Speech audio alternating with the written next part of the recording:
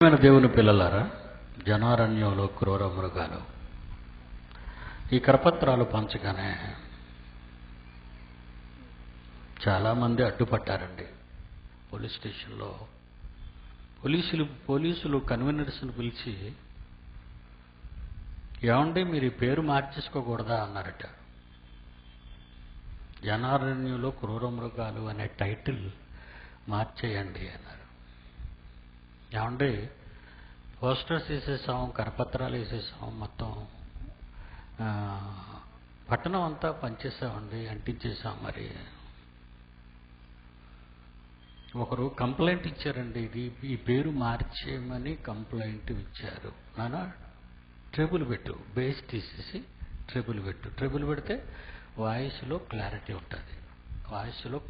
ఉంటుంది. ఓకే.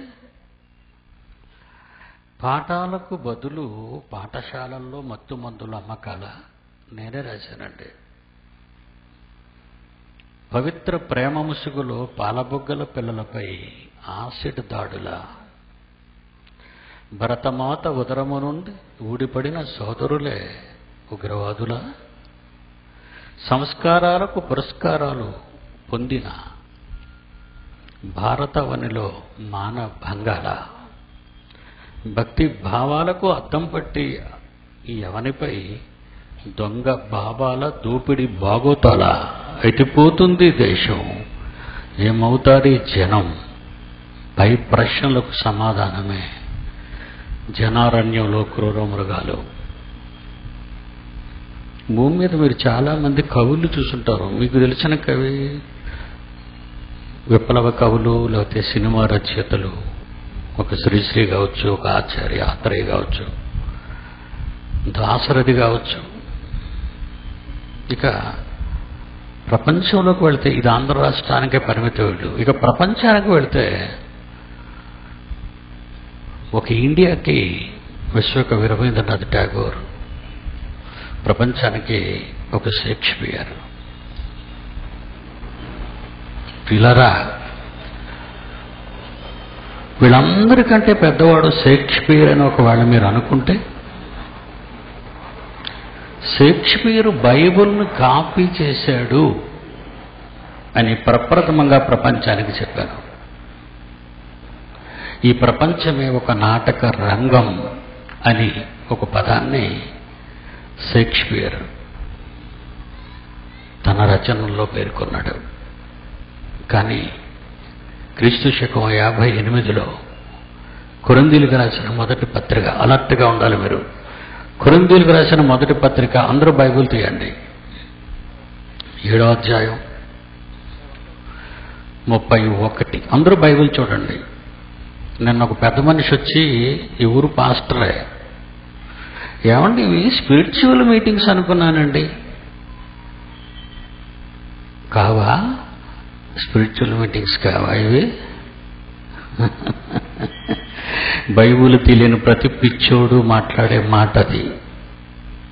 వాడొక బైబిల్ తెలియని పిచ్చోడు. జనారణ్యంలో క్రూర మృగం.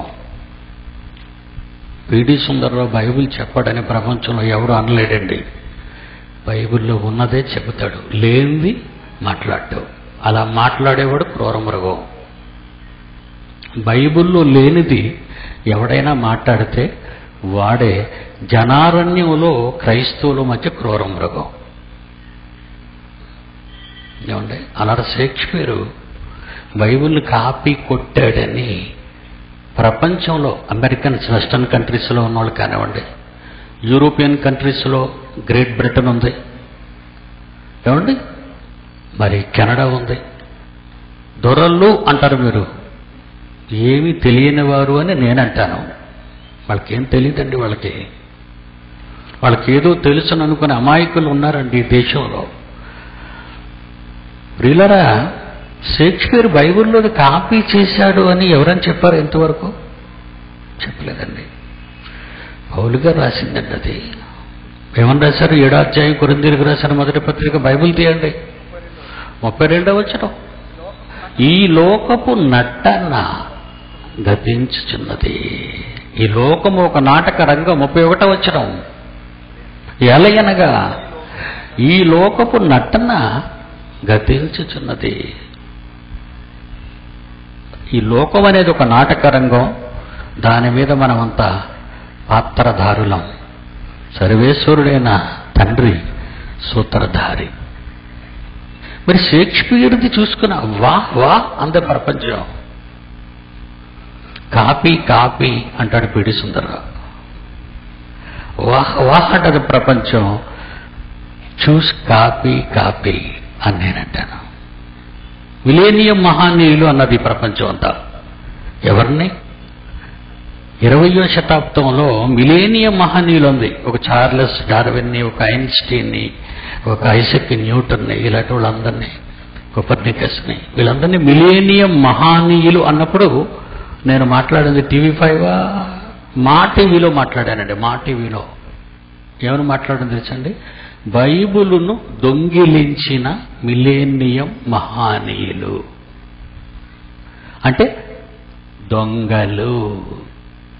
ప్రపంచమంతా మిలేనియం మహానీయులు అని న్యూస్ మీడియా వాళ్ళు కానివ్వండి, మరి వాళ్ళ అభిమానులు కానివ్వండి, ఎవరెన్ని మాటలు అన్నా పిడి సుందరరావు మాత్రం టీవీ ఛానల్లోనే మాట్లాడాడు. ఏమని?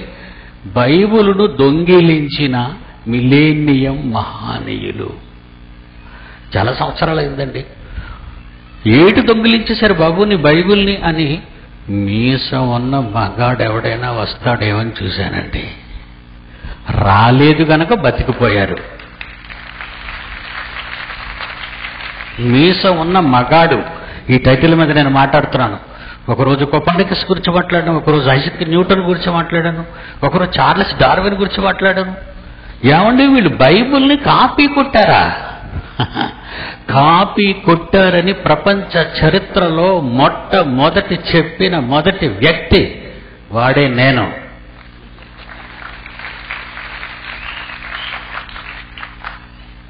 దేవుని పిల్లలారా, ఇంత జ్ఞానం వీడికి ఎక్కడి నుంచి వచ్చిందని మీరు అనుకుంటున్నారా? ఒక చిన్న పుస్తకం అండి, దాని పేరు బైబిల్. దాని పేరు బైబిల్ అండి. ఆలోచించండి. రెండో కాపీ షేక్స్పియర్ది. యెషయా గ్రంథం 3వ అధ్యాయం 9వ వచనం చూడండి. అందరూ బైబిల్ తీయండి. యెషయా గ్రంథం 3వ అధ్యాయం 9వ వచనం. షేక్స్పియర్ ఎప్పటివాడండి? 20వ శతాబ్దం లేదా 16వ శతాబ్దం, 17వ శతాబ్దం, ఏదో క్రీస్తు శకంలో ఉన్నాడు. క్రీస్తు పూర్వంలో రాయబడింది యెషయా గ్రంథం బైబిల్లో. సుమారు 700 years, 700 సంవత్సరాలు. దేవుడు రాయించిన మాట యెషయా గ్రంథంలో 3వ అధ్యాయం 9. వారి ముఖ లక్షణమే వాడు ఎలాంటోడో చెబుతుంది, వారి మీద సాక్ష్యం ఇచ్చును. Face is the index of the mind. ఇది కాపీయే. మనం ఎర్రోళ్ళం కదండి, మనకు బైబిల్ తెలీదు, ఏమీ తెలీదు. ఏమంటే ఏం తెలుసు మనకి? ఇది బైబిల్లో ఉందని ఎవరైనా చెప్పాడా? షేక్స్పియర్కి ఆ రోజు ఇంగ్లాండ్లో ఉన్నవాడు ఏ మగాడైనా చెప్పాడా? ఇదేట్రా బాబు పెద్ద సామెతలు చెప్పేస్తున్నావు, అది బైబిల్లో ఉందిరా అని?